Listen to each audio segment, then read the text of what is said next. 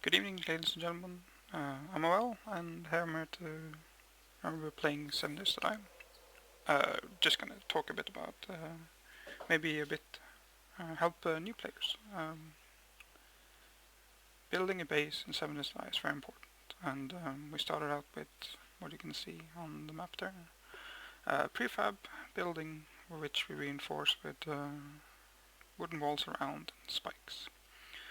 We had an idea of making a new base using no doors, so there will be no weak spot in the building itself.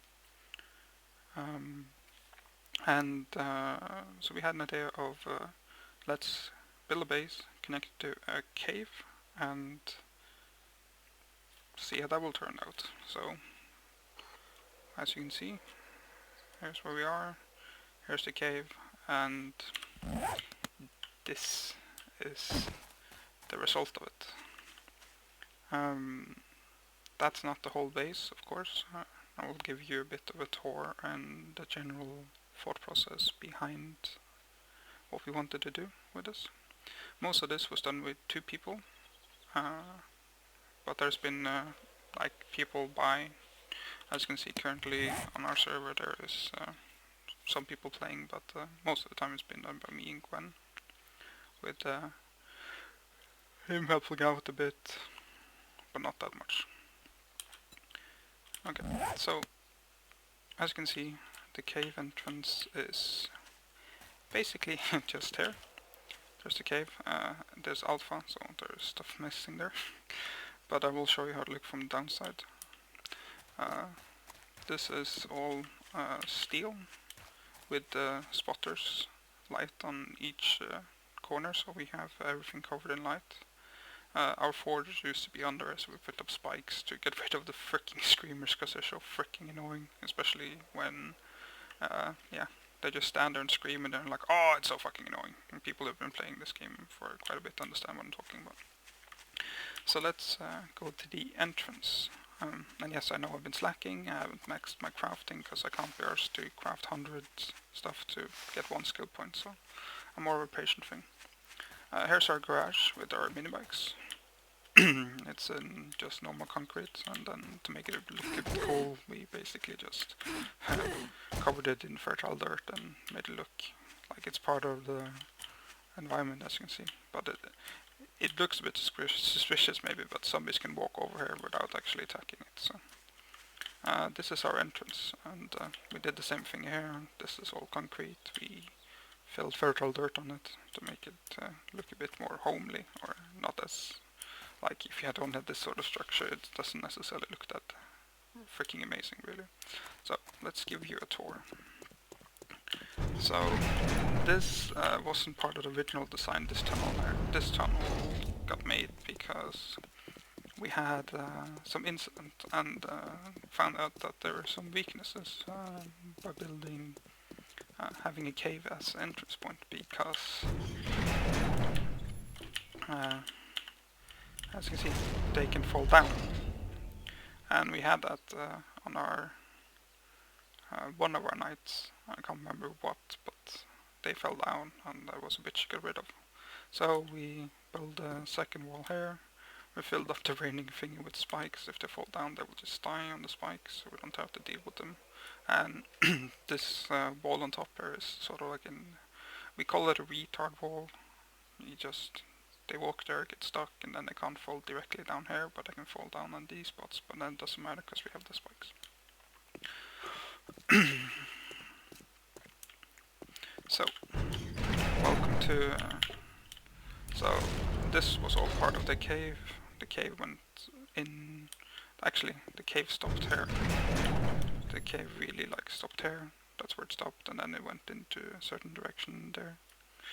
So we just took this, started digging, and all this is basically we dig.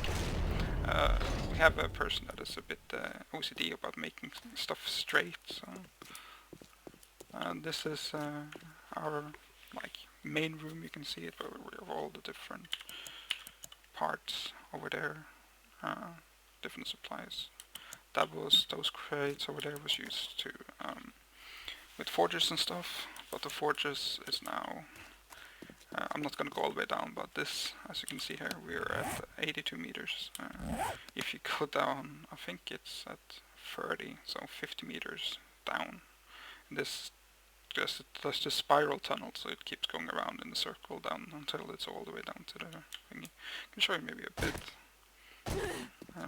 Like it keeps going down, and then all the way down there. There's forges. It's not that practical per se when it comes to crafting. We need materials, but we wanted to make something, I don't know, unique to us, I guess. Working bench if you be lazy, which is also why my crafting skills are fairly low, because I can't be arsed to go around with an inventory, especially considering when you make stone axes or something. It's like zero, whatever. No, it doesn't take long to craft, so it doesn't take long until the inventory fills up. And now to show you the tower. So basically what we did, we digged all the way down to the stone level, and then we started digging in here, and then we connected. This is actually the point where we connected what we digged out here and what we digged from where the base is. And this was our meeting point. It was pretty not that hard to dig. We just looked at the amount of meters, and then we figured out if we have to go up and down, and we used ourselves as pointing individuals on where exactly we were in the tunnel. So when we reach each other with the same depth or elevation, then we realize, okay, that's where we are then. So like I said, we dig down until we reached stone, and then we decided at the center point between like all where we build, and then the pillars here might seem a bit random, but it's because you have structure integrity in this game, so you have to have this pillar or else the whole thing will collapse. And also why, for example, this is like a bit out from the wall. That's because structure integrity. We only had one collapse, I think, when we were building this, but I was thankfully only on the rebar frames. Now we're approaching the tower. Here's our farm. We have corn, blueberries, potatoes. We also have golden flowers as well, because even though they're everywhere, it's a bit nice just to have a place to pick it up. And voila, we started this journey up there, all the way up there, and the entrance is over there. As you can see, the grass and stuff over there. And yeah, this base is practically impenetrable for the zombies. They don't barely even every time we had a wave. We have edited the XML file as well, so we have more zombies coming in bigger waves than you would do originally.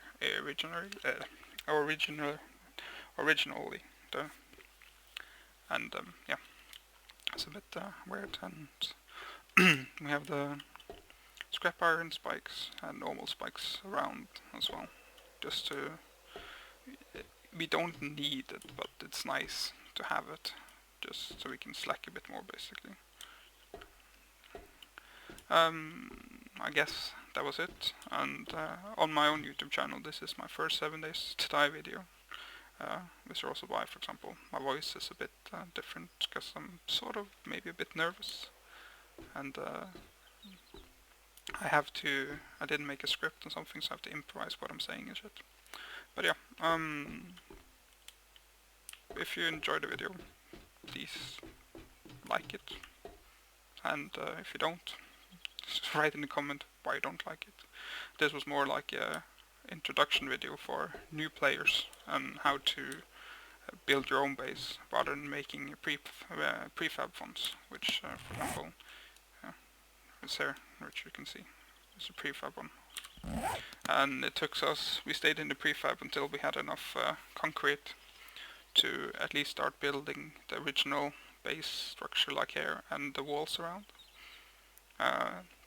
And you did that, of course, straight after Horde, so we would have a bit of time to gather the remaining materials to reinforce the tunnels, the tunnel system and those sort of things as well. And also, it's nice to have spikes. Spikes are amazing, regardless of what skill level you are. If you're new to the game, or if you played for a very long time. Well, I guess that's it. And have a happy gaming section, and I'm happy to answer any questions new players have to 7 Days to Die. So, ciao!